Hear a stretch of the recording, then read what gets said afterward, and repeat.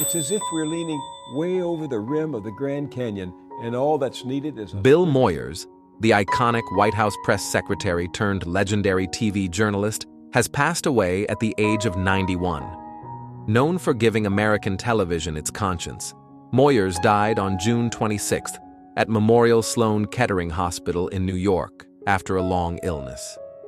His passing was confirmed by his son William and longtime friend Tom Johnson, former CEO of CNN. Throughout his remarkable career, Moyers earned over 30 Emmy Awards, 11 Peabody Awards, and a place in the Television Hall of Fame. From The Secret Government to The Power of Myth, his PBS programs redefined journalism as a space for deep thought, cultural impact, and public dialogue. He gave voice to scholars, poets, reformers, and to ordinary citizens whose stories mattered. But Moyers' journey wasn't without conflict. After serving under President Lyndon B. Johnson, he resigned from the White House, disillusioned by the Vietnam War. Later, he walked away from corporate news, criticizing its profit-driven limits. In response, he and his wife Judith built their own production company, reclaiming space for truth and depth in American media. To the very end, Moyers remained a quiet revolutionary, a veteran mentor who believed in democracy, redemption, and the enduring power of ideas.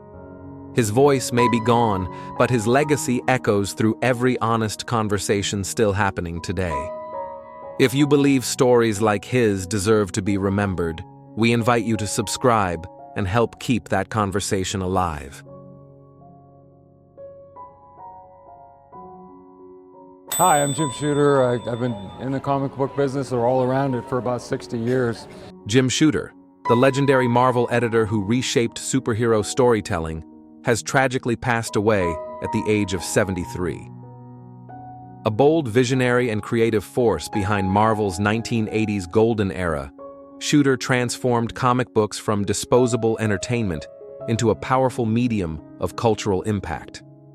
Under his leadership, Marvel exploded with iconic storylines like X-Men, Daredevil, and Secret Wars, while nurturing talents like Frank Miller and Bill Sienkiewicz. He helped pioneer the graphic novel format, guided Marvel to capture over 80% of the comic book market, and demanded that stories speak to both heart and heroism. His death, confirmed on June 30th by writer Mark Waid, follows a long battle with esophageal cancer.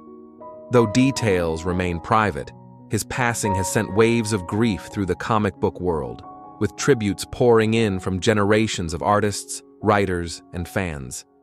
Yet Shooter's journey was never easy. In 1987, he was forced out of Marvel, the very empire he rebuilt, after clashing with new ownership over editorial freedom and fair pay for freelancers. Many might have faded. He didn't. He launched Valiant Comics from scratch, then Defiant and Broadway, always chasing a comeback, always believing in stories that mattered. In his final decades, he became a mentor, a memory keeper, and a quiet force behind the scenes, writing, teaching, and preserving the soul of comics for a new generation. No longer in power, yet never without purpose, Jim Shooter remained a giant. Not just for what he built, but for how he rose again. His legacy lives in every panel, every hero, every reader who ever dreamed of something more. If you believe stories like his deserve to be remembered, we invite you to subscribe and honor the legends who shaped our world.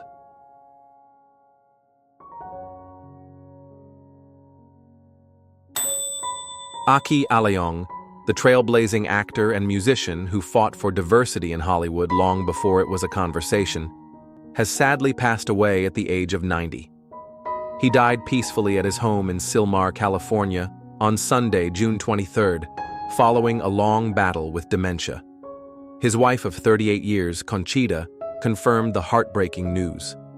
From Braddock, Missing in Action 3 to Dragon, the Bruce Lee story and the cult sci-fi series V, Aleong carved out a space for Asian and Caribbean performers in a time when roles were scarce and often stereotyped. Beyond the screen, he was a gifted singer and music producer working with legends like James Brown and Roy Ayers, and even fronting his own group, Aki Aleong and the Nobles. But his journey was anything but easy. After being unofficially blacklisted from the music industry for championing equal opportunity, Aleong left entertainment altogether, driving an ambulance to survive. And yet, he returned. In the 1980s, he rebuilt his acting career, one role at a time, defying age, bias, and silence.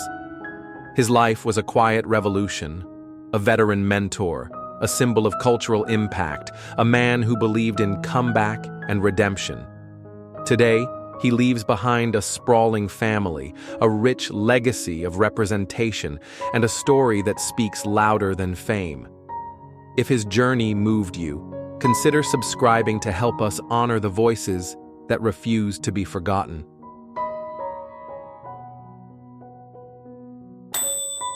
Joe Marinelli, the beloved character actor known for General Hospital and Santa Barbara, has passed away at the age of 68.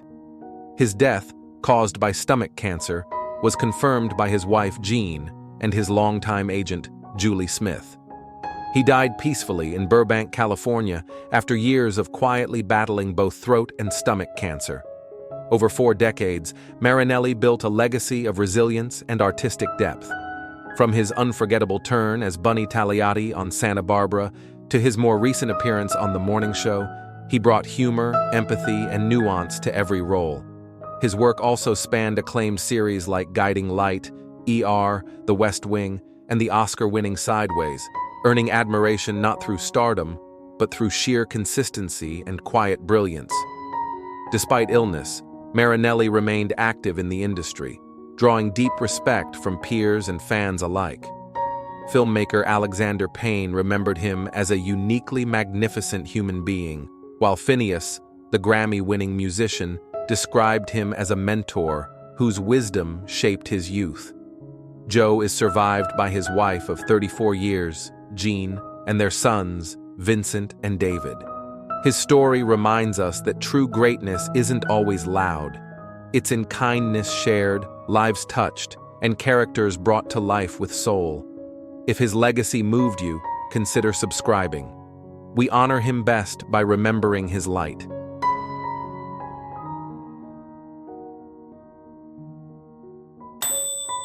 Jack Betts, the veteran character actor of spaghetti westerns and classic television, has passed away peacefully at the age of 96. His death on Thursday, June 20th, at his home in Los Osos, California, was confirmed by his nephew, Dean Sullivan. Known in Italy under the name Hunt Powers, Betts brought quiet charisma to more than a dozen westerns and left his mark on generations of TV audiences. A proud member of the Actors Studio, Betts was a versatile presence across Broadway, film, and soap operas. From One Life to Live in General Hospital to his appearance as Henry Balkan in Spider-Man, his career spanned over 6 decades. He starred in Sugar Cult, 1966, Gods and Monsters, 1998, and Office Space, 1999, while also making memorable appearances in Friends, The Mentalist, and Frasier, showcasing a range as deep as his passion for performance. Betts died in his sleep, a fitting end for a man who lived with dignity and dedication to his craft. His long and loyal friendship with actress Doris Roberts, with whom he shared a home for decades, remains one of Hollywood's most touching, unsung bonds. Off-screen, he mentored younger actors and once wrote a play about the very industry he knew so intimately. From bluffing his way into a Western role, then training for it at John Wayne's ranch, to standing in as Dracula on Broadway, Betts embodied the spirit of quiet perseverance. His legacy is not only in the roles he played, but in the grace with which he lived them.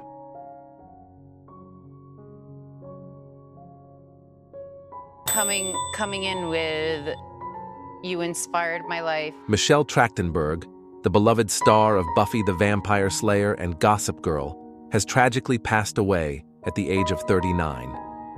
Her death was confirmed by the New York Police Department after she was found unresponsive in her Manhattan apartment. Paramedics at the scene pronounced her dead.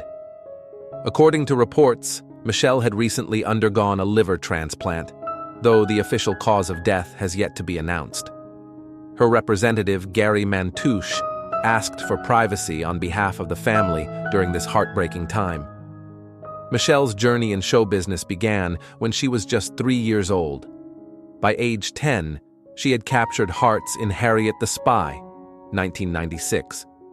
But it was her role as Dawn Summers in Buffy the Vampire Slayer that cemented her as a household name. She later delivered an unforgettable performance as Georgina Sparks in Gossip Girl, a cunning, complex character that defined her generation. Her film credits include Eurotrip, Ice Princess, and 17 Again, showcasing her range and cultural impact. Behind the spotlight, Michelle carried invisible scars. In 2021, she bravely supported her co-stars in calling out misconduct by Buffy creator Joss Whedon, revealing she too had suffered inappropriate treatment as a teenager. Her voice became part of a greater cultural reckoning and a quiet redemption. Today, we remember Michelle not just as a star, but as a survivor, a truth teller, and a fierce talent gone too soon. Her legacy endures in every frame she lit up and in every young girl who saw strength behind her smile.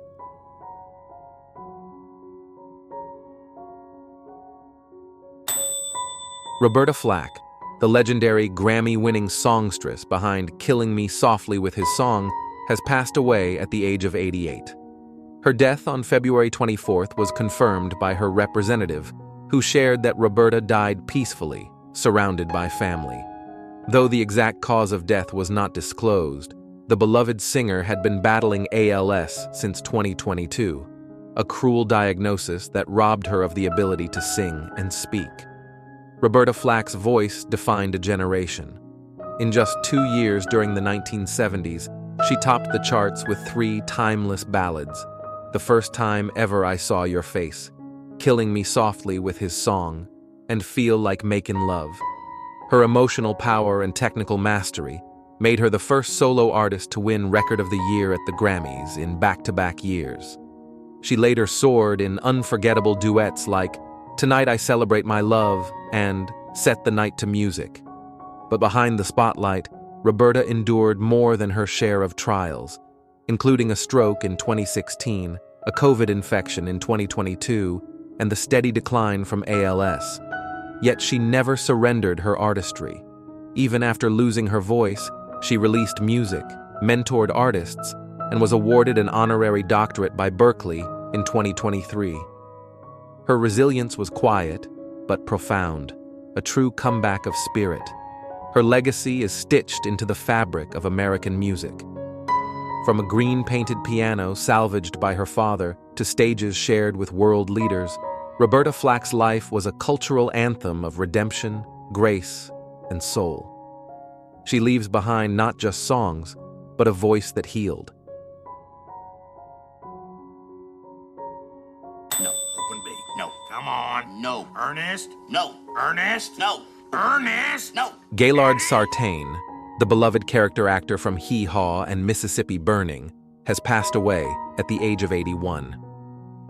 Known for bringing laughter to millions while hiding surprising dramatic depth, Sartain died peacefully of natural causes at his home in Tulsa, Oklahoma.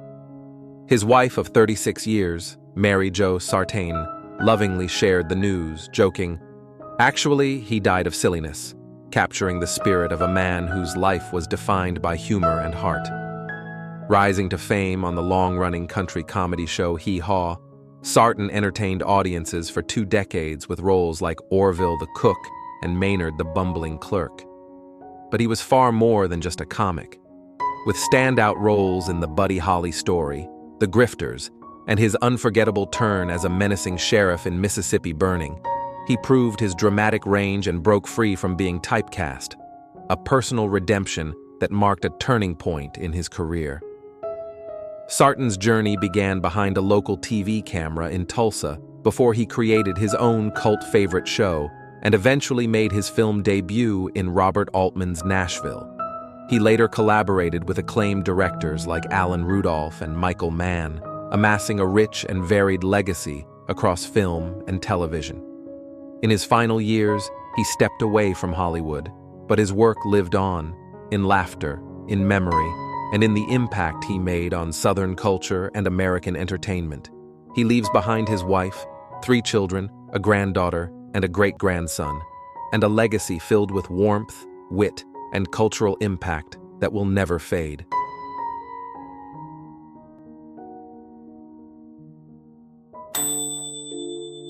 Why did Diana Ross vanish from the spotlight, and where is she now?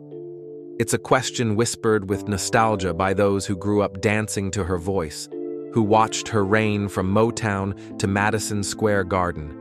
Her name still echoes with legacy. Her presence still lingers like perfume on a silk scarf. But what happens when the world moves on, when the lights dim, and even a legend must learn to begin again? If Diana Ross ever touched your life, with a song, a memory, or a moment, share it in the comments. Because today, we follow her not just through fame, but through resilience, heartbreak, and a quiet comeback forged in the shadows. She was born in 1944 in the North End of Detroit, second of 6 children, a Baptist home, a working-class life. When she was just 7, her mother became gravely ill with tuberculosis. Diana and her siblings were sent away to live with their grandparents in Alabama. It was her first real loss, and it would not be the last. Back in Detroit, Diana found focus in detail. She studied fashion design at Cass Technical High School, tailoring, hat making, modeling. By day, she was a student. By night, she styled hair for neighbors and took cosmetology classes. She joined the swim team. She learned to carry herself inside and out. Every gesture mattered. Every stitch was intention. Even then, she wasn't dreaming. She was building. "I can be a better me than anyone can," she later said. "Good or bad, I am myself." At 15, Diana joined a girl group called the Primettes. It was 1958. Motown hadn't yet changed the world, but it was stirring. The girls auditioned for Berry Gordy, who told them to finish high school first. So they waited. And while they waited, they clapped on background vocals, hung around Hitsville, USA, and watched everything. Then came 1964. Where Did Our Love Go? Hit #1. And suddenly, the Supremes were a phenomenon. Diana's voice, tender, clear, commanding, became a national treasure. The hits followed. Baby Love, Stop, In the Name of Love, Come See About Me. With every performance, she redefined what it meant to be a black woman in the spotlight. Elegant, powerful, culturally unshakable. By 1970, Diana left the Supremes to forge her solo path. Just 2 years later, she stunned critics with her performance in Lady Sings the Blues, portraying jazz legend Billie Holiday. She earned an Academy Award nomination, not by imitation, but by interpretation. She didn't copy Billie's voice. She channeled her suffering. That role became a mirror, revealing just how much Diana could hold. "You can't just sit there and wait for people to give you that golden dream," she once told a journalist. "You've got to get out there and make it happen for yourself." Through the 70s and into the 80s, Diana did just that. She co-hosted the Oscars, became the first entertainer invited to Japan's Imperial Palace, and delivered anthem after anthem. Love Hangover, Upside Down, I'm Coming Out, and the timeless duet with Lionel Richie, Endless Love. Behind the glamour was discipline. She was a mother of 5, often designing her own gowns, reviewing choreography late at night, and living by ritual. Hot tea with honey, daily meditation, vocal steaming before every show. That's where her true legacy was written. Not just in arenas, but in the quiet, private rehearsals of strength. But even the strongest voices can falter. In the early 2000s, the world watched Diana Ross with less attention, but those who looked closely saw the quiet unraveling of someone who had carried greatness for too long, alone. After decades in the spotlight, she began to retreat. The energy that once electrified stadiums now flickered behind closed doors. And then, in 2002, came the turning point. On a December night in Arizona, Diana was arrested for driving under the influence. The news rippled across headlines. She was in the midst of a substance recovery program at the time. It was a jarring image. The woman who once embodied elegance, now reduced to a mugshot. The press called it a fall from grace. But for Diana Ross, it was something far more intimate, a moment of reckoning. That same year, her marriage to Norwegian shipping magnate Arne Næss Jr., the man she once called the love of her life, ended in divorce. 2 years later, he died in a tragic mountain climbing accident. The pain of that loss, the grief of knowing he was gone and they had parted on imperfect terms, never truly left her. "I still love him," she would later say, softly. "He gave me sons. He gave me strength." The late-night rehearsals stopped. The gowns were folded away. She stayed indoors more often, spending time with her children, letting the applause fade into silence. Her sobriety journey, though largely private, was real. She chose a different kind of discipline now, less glamorous, more sacred.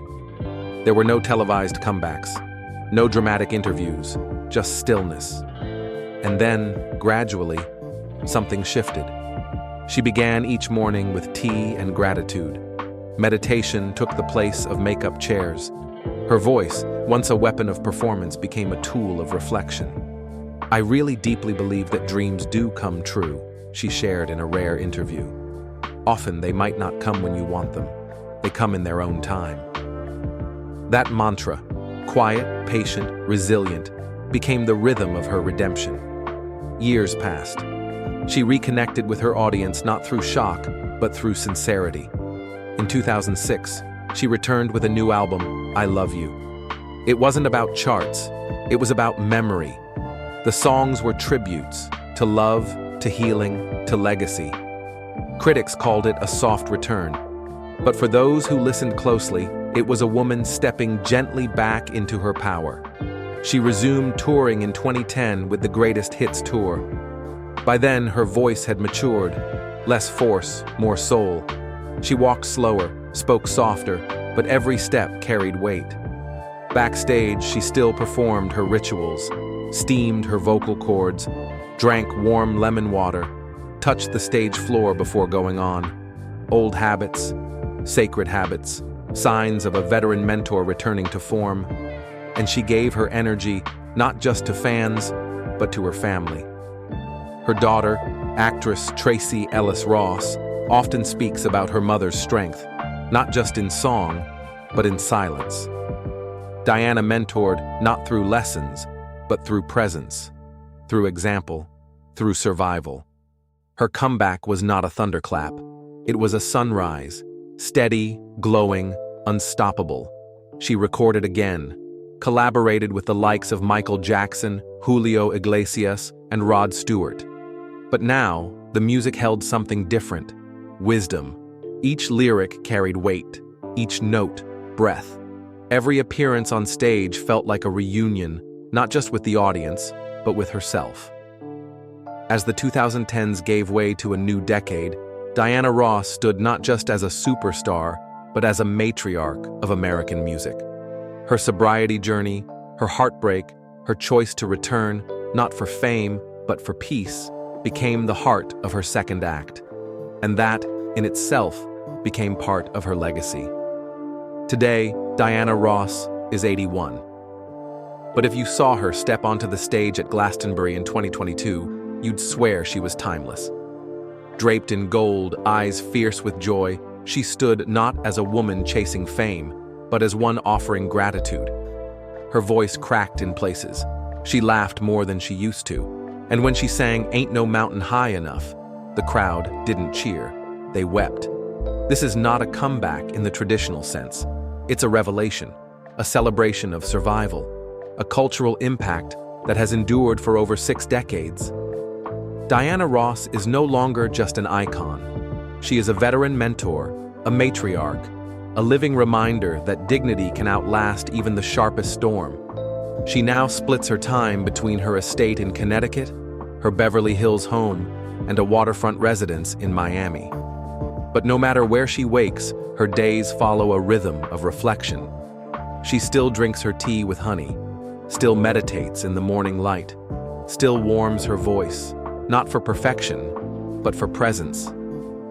"I swim a lot," she said in a recent interview. "It helps me stay flexible, not just the body, the spirit." In 2023, she launched the Music Legacy Tour, performing songs that spanned generations. She didn't change the arrangements much. She didn't have to. The songs carried history. When she sings now, it's not to prove anything. It's to remember, and to remind others that redemption is possible at any age. Her wealth today is estimated at $250–270 million, the result of decades of touring, royalties, real estate investments, and a deep understanding of her worth.